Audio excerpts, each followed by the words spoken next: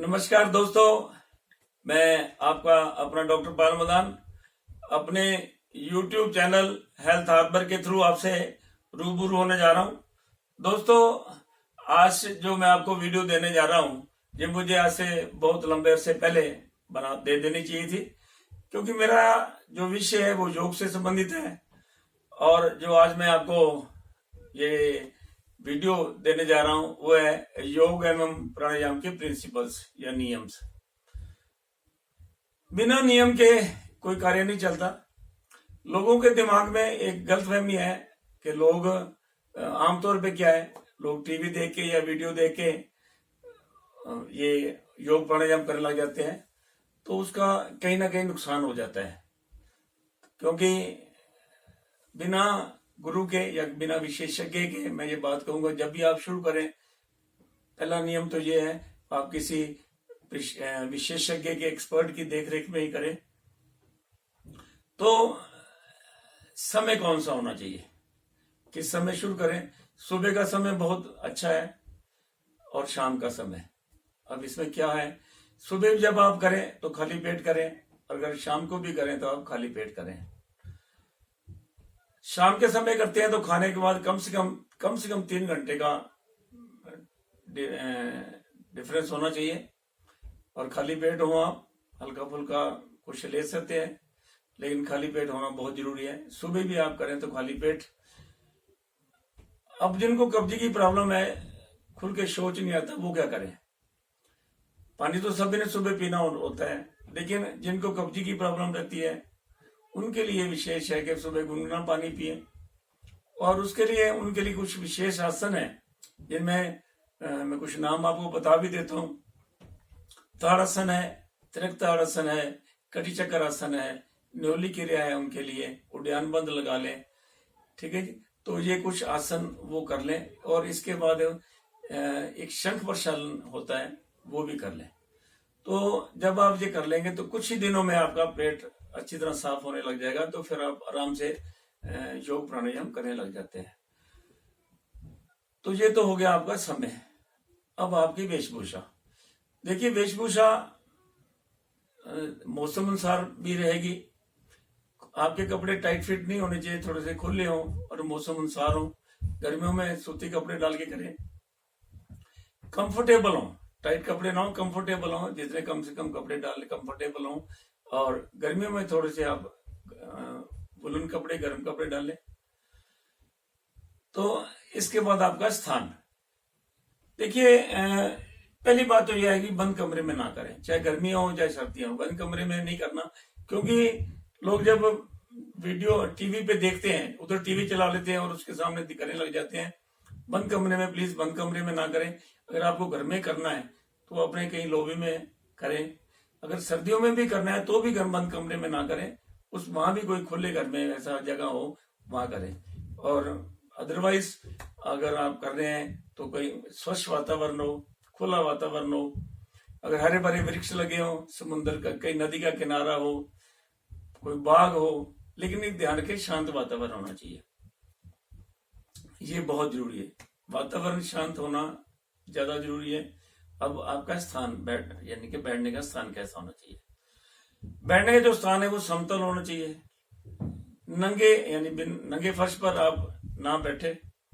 नीचे मौसम अनुसार, गर्मियों में आप कोई हल्की सी दरी लेके करें, और अगर सर्दियों में करते हैं तो आप नीचे कंबल लेके या कोई मोटा कपड़ा लेके वो करें आप। और एक बात और रहेगी, जब आप योग कर लेते हैं, योग प्राणायाम कर लेते हैं, तो उसके बाद नंगे पांव आप चले ना। जब भी आपने चलना है तो आपने अपने शूज चप्पल डाल के चलें। क्यों? उसके लिए, क्योंकि आप जैसे मैंने बताया अभी, फर्श पर नहीं बैठना, आप नीचे कोई ना कुछ कोई कपड़ा लेके बैठना है। जब हम योग प्राणायाम करते हैं तो हमारे अंदर एक एनर्जी क्रिएट हो जाती है, विद्युत का प्रवाह होता है। अगर हम बैठेंगे तो वो अर्थ हो जाएगी। इसलिए कहा जाता है भी नीचे कपड़ा रखें और नंगे पांव ना चलें। स्नान के बारे कहा है, क्या हम स्नान पहले करके आए या स्नान बाद में करें? अगर आप पहले स्नान कर लेते हैं तो बहुत अच्छी बात है, पहले स्नान कर लें आप। और उसके बाद योग प्राणायाम करें। अगर आप पहले नहीं करके आ सकते तो आधे घंटे 20 मिनट आधे घंटे के बाद ही योग प्राणायाम के बाद आप स्नान कर सकते हैं। अब यहाँ पानी पीने की बात आ गई। पानी आप मैंने जब पहले बता दिया, पहले आप पानी पी लें, ठीक है। बीच में अगर आपको मौसम अनुसार जरूरत पड़ती है तो थोड़ा बहुत पानी ले सकते हैं, थोड़ा बहुत, नहीं तो 20 मिनट के बाद पानी लें आप। अगर आपने खाना खाना है वो भी आधे घंटे बाद घर में आप खाना खाएं जाके आके, ये रहेगा बात। अब इसमें एक खास बात आती है श्वास प्रश्वास की। देखिए ये बात अच्छी तरह नोट कर लें, जो लोग जिज्ञासु हैं, जो लोग योग प्राणायाम की ओर वाकई कुछ जानना चाहते हैं, तो उनके लिए जब भी आप कोई आसन करें, ठीक है, यानी जब अपने शरीर से दूर जाएं, अब मेरी बात नोट कर लें, जब आप अपने शरीर से दूर जाएं तो श्वास भरते हुए जाएं। जब अपने शरीर के पास आए कोई भी आसन, उस वक्त आप अपना श्वास छोड़ते हैं, ये ध्यान रहेगा। अब यानी आप शरीर से दूर जा रहे हैं तो श्वास भरते हुए जाएंगे, जब वापस आएंगे तो श्वास छोड़ते हुए आएंगे। अब कुछ आसन जो है मौसम अनुसार होते हैं, सभी आसन आप हमेशा नहीं कर सकते, कुछ आसन आपको मौसम अनुसार करें। बीमारी अनुसार तो होते ही होते हैं, लेकिन मौसम अनुसार भी कुछ आसन होते हैं। जैसे फॉर एग्जाम्पल शीतलीकरण प्राणायाम है। शीतलीकरण प्राणायाम जो है वो आपको यानी कि गर्मियों में करना चाहिए, सर्दियों में नहीं करना चाहिए, इस चीज का ध्यान रखेंगे। और इसी प्रकार आप भस्त्रिका प्राणायाम है, गर्मियों में थोड़ा बहुत कर सकते हैं, लेकिन वो सर्दियों में उसका ज्यादा, जहाँ सर्दी होगी या जहाँ ऐसी ठंड की जिस बंदे में ठंड की ज्यादा प्रवृत्ति वो कर सकता है, और ठंडे वातावरण में उसे करना चाहिए। एक बात तो ये भी रहेगी। अब एक और बात आ जाती है, जैसे मैंने की अलग वीडियो भी बनाई है, पहले योग करना चाहिए या प्राणायाम। अब ये बात नोट करें, अगर आप गर्मियों में कर रहे हैं तो पहले प्राणायाम करें और बाद में, पहले प्राणायाम, बात अच्छी तरह नोट कर लें, गर्मियों में अगर करना है तो पहले प्राणायाम कर लें, बाद में योगासन करें। इसके विपरीत अगर आपने सर्दियों में कर रहे हैं तो पहले आप योगासन करें और इसके बाद में जाके आप प्राणायाम करें, ठीक है जी। अब इसके, हाँ जी, अगर एक बात और विशेष, अगर आप आंखें बंद करके योग प्राणायाम करते हैं उसका फायदा भी आपको ज्यादा होता है, क्योंकि आप बाहर की दुनिया से आप कट जाते हो, ठीक है जी। अब आगे बात कर्म और मात्रा। अब ये है, जब आप नया शुरू करते हैं, तो थोड़ा थोड़ा शुरू करें कर्म, ठीक है ना। आपने 2 कर्म ने दो आपने बना लिया, अपना मात्रा उसकी 2 रख लें, सेट पर कर लें, धीरे धीरे उसके 5 कर लें, फिर 7। अपनी शारीरिक क्षमता का ध्यान रखेंगे, एक विशेष बात ध्यान रखेंगे, जितनी अपनी बॉडी कैपेसिटी, धक्का ना करें, शरीर के साथ धक्का ना करें, आप जितना कर सकते हैं उतना ही करें और धीरे धीरे उसको बढ़ाते जाएं। अब कौन कर सकता है? 8-10 साल से जो बच्चा है, वहां से लेकर 90-100 साल तक किया जा सकता है। यहाँ भी हम अपनी शारीरिक क्षमता का ध्यान में बात कहूंगा, जितना आप कर सकते हैं उतना कीजिए। अब किसी को मान लो कोई चोट लगी है, किसी का ऑपरेशन, मेजर ऑपरेशन हुआ है, ठीक है, वो लोग डॉक्टर की सलाह के बाद ही शुरू करें। बीमारी से आप उठे हैं तब इस चीज का ध्यान रखेंगे, पहले आप धीरे धीरे पहले सूक्ष्म व्यायाम करें, पहले जो उनकी क्रम है उनका थोड़ा रखें, यानी उनकी जो आपने सेट बनाए हैं धीरे, और पहले सरल करेंगे, फिर उसके बाद कठिन आसनों की ओर बढ़ते जाएंगे।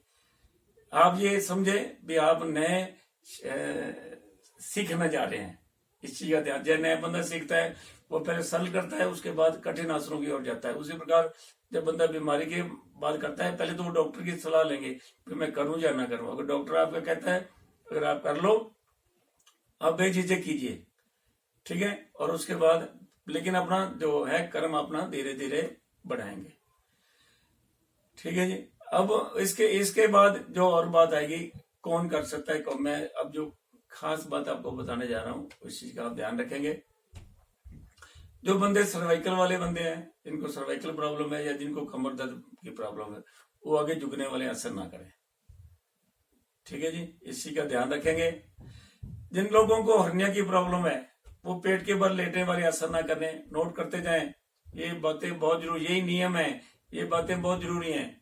और लोग क्या होता है आगे करने लग जाते हैं, बाद में उसका नुकसान हो जाता है, फिर वो कहते हैं नुकसान डिस्क्रेडिट हो जाता है योगा प्राणायाम का। लेकिन नहीं, नुकसान हमें पता नहीं है इसलिए हम गलत कर रहे हैं। तो जिनको हर्निया की प्रॉब्लम है पेट के बल ना करें। जेंट्स में जिनको प्रोस्टेट की प्रॉब्लम है वो पीछे झुकने वाले आसन ना करें। सही जी। जिनको बीपी की प्रॉब्लम है, जिनको बीपी की प्रॉब्लम है, हाई बीपी है या लो बीपी पे, वो आगे झुकने वाले आसन करें, यानी कि ये जहां सिर आगे झुके वहां करेंगे हम पहले। और उसके बाद अब आ गया जिनको बीपी की प्रॉब्लम है, ठीक है जी, वो लोग सर्वांगासन नहीं करेंगे। जिनको माइग्रेन की प्रॉब्लम है, सिरदर्द की प्रॉब्लम है, वो सर्वांगासन नहीं करेंगे, वो शीर्षासन नहीं करेंगे। अब जिनको अब कुछ विपरीत करनी आसन होते हैं वो क्यों नहीं करते हैं? जिनको कान की प्रॉब्लम है, जिनकी आंखों की प्रॉब्लम है, जिनको रेटिना डिस्प्लेसमेंट है, नर्वस वीकनेस है, हार्ट प्रॉब्लम है, वो विपरीत करनी आसन ना करें। ठीक है दोस्तों। अब आगे लेडीज के लिए विशेष बात जो आम लेडीज पूछती हैं, भाई क्या हमें मेंसेस के टाइम पे योगासन करना चाहिए कि नहीं? मैं कहूँगा नहीं करना चाहिए, लेकिन उनको कुछ ना कुछ करते रहना चाहिए, क्योंकि ड्यूरिंग मेंसेस हार्मोनल चेंजेस होती हैं, तो लेडीज में बहुत सारे सिम्टम्स आ जाते हैं। तो उससे बचने के लिए लेडीज को सूक्ष्म व्यायाम करने चाहिए, डीप ब्रीदिंग करनी चाहिए। वो कुछ प्राणायाम जैसे अनुलोम विलोम है वो कर सकती हैं, तो वो कुछ कर सकती है, लेकिन कठिन आसन वो ना करें। अब इसी तरह बात आ गई, क्या प्रेगनेंसी में आसन किए करने चाहिए? मैं कहूँ हाँ करने चाहिए, लेकिन 3rd मंथ तक, 3रे मंथ तक लेडीज कर सकती हैं, उसके बाद प्लीज ना करें। उसमें भी एक आसन है जो कि फुल टर्म ऑफ प्रेगनेंसी किया जा सकता है, वो उसे कर सकते हैं। तो लेकिन अब बात आती है अपनी अंतिम, जो मेरा विषय है, अंतिम पड़ाव की ओर जा रहा हूं मैं। जब आप करें तो चुपचाप यानी शांति की ओर रखें, वहां शोर शराबा ना हो, जैसे हुला मजाक ना करें, ज्यादा बातचीत ना करें, वो रखें। अब जो विशेष बात आएगी वो अपने समयबद्धता का। अब ये नहीं कभी सवेरे 4 बजे कर लिया, कभी 7 बजे कर लिया, कभी शाम को कर लिया, नहीं, समयबद्धता यानी आप सब आपकी एक टाइम फिक्स होना चाहिए। मैं अगर 6 बजे करता हूँ तो लगभग 6 बजे, अगर शाम को करता हूँ तो मैं शाम को। और उसके आगे बात आ गई निरंतरता। आप अगर आपने शुरू कर दिया है तो उसको आप निरंतर रखें, लगातार करते रखें, लगातार करते रहें। तो क्योंकि योग एक तप है, और तप का मैं कहूँ हमेशा फायदा मिलता ही मिलता है। तो अगर आप इससे निरंतरता लगातार करते रहते हैं तो इसको आपको इफेक्ट भी मिलेगा। तो दोस्तों इसमें एक और विशेष बात का ध्यान रखना चाहिए कि अगर आप योग प्राणायाम कर रहे हैं तो आपको नींद आपको पूर्ण रूप से लेनी होगी। कम से कम 8 घंटे की नींद, रात को सही समय पे सोएं, तो ही आप सुबह सही समय पे उठ के योग प्राणायाम कर सकते हैं। नींद बढ़िया होनी चाहिए। अपने खान पान का ध्यान रखें, और इसमें श्वास प्रवास का ध्यान रखना चाहिए विशेष रूप से। यानी कि नाक जब हम करते हैं तो नाक से ही श्वास लें और नाक से श्वास छोड़ें, ये खास बात है। विश्राम। अब वैसे तो हर विश्राम का योग से पूर्ण महत्व है। जब आप कोई एक योग कर रहे हैं तो दूसरे योग में अगले आसन करने में से बीच में विश्राम दें, थोड़ा सा छोटा शवासन कर लें। प्राणायाम, योग से प्राणायाम की ओर बढ़ रहे हैं तो बीच में योग करने के बाद शवासन करें, फिर प्राणायाम करें। योग प्राणायाम खत्म कर लें और उसके बाद शवासन करने के बाद ही आगे जाएं, तो शवासन का पूर्ण रूप से महत्व है। और शवासन से बहुत सी बीमारियां भी हमारी ठीक होती हैं। एक और आमतौर पे देखा गया है कि जब विशेष रूप से जब प्राणायाम करते हैं तो चेहरे पे कोई तनाव नहीं होना चाहिए, थोड़ी सी हल्की सी मुस्कुराहट, चेहरे पे सौम्यता, ठीक है, तो खिंचाव नहीं होना चाहिए, कुछ चेहरे पे तनाव नहीं होना चाहिए, ठीक है। कई बार क्या होता है करते करते चेहरे की बनावट ही टेढ़ी कर लेते हैं, विशेष रूप से प्राणायाम करते हैं, उस चीज का भी ध्यान रखेंगे। तो ये बीपी वाले बंदे तो मैंने आपको पहले बता ही दिया। जब जिनको चक्कर आते हैं वो भी अपना ध्यान रखें। वो भी कुछ ऐसे आसन होते हैं जैसे शीर्षासन है या सर्वांगासन है, वो भी ना करें। दोस्तों, ये मैंने बहुत सी बातें मैंने आपको बता दी, और मुझे उम्मीद है आपके मतलब की जिन लोगों ने जो इसको यानी कि अच्छी तरह पूर्ण रूप से इस मेरी वीडियो को जिन्होंने देख लिया है उसका फायदा भी उठाएंगे। धन्यवाद आप सभी का, जिन्होंने मेरा टीवी चैनल अभी तक, जो ये वीडियो चैनल हेल्थ हार्बर अभी तक सब्सक्राइब नहीं किया है, उनसे मेरा अनुरोध कि वो सब्सक्राइब कर लें। मिलते रहेंगे